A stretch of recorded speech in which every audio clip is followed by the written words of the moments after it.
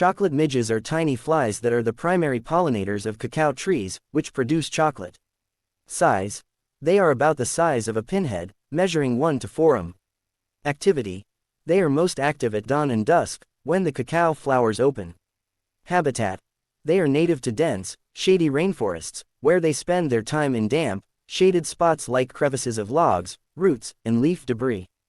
Pollination: they are the only creatures that can pollinate the cacao tree's intricate flowers.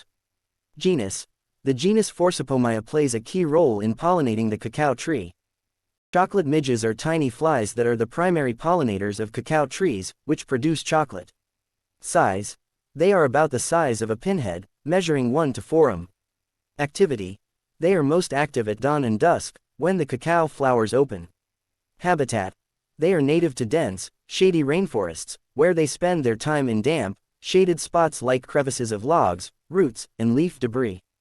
Pollination: they are the only creatures that... So ayan na guys, oh. Yan. Open center.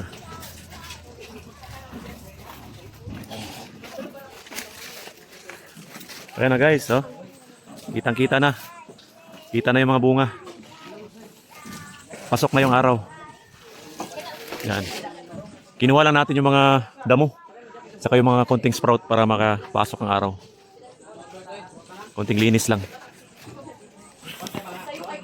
So kailan po yung pruning? May at saka June, no? May to June. Ito sample lang to ng axis pruning. No? Tinanggalan lang para makapasok ang sikat ng araw. Tapos abunuhan kaagad po ng NPK complete fertilizer. Ganda po.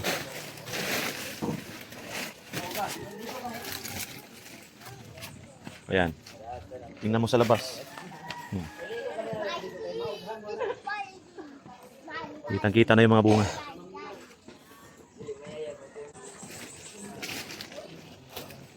Ayan, oh, kitang-kita yung sa taas, no? Pasok yung araw dyan.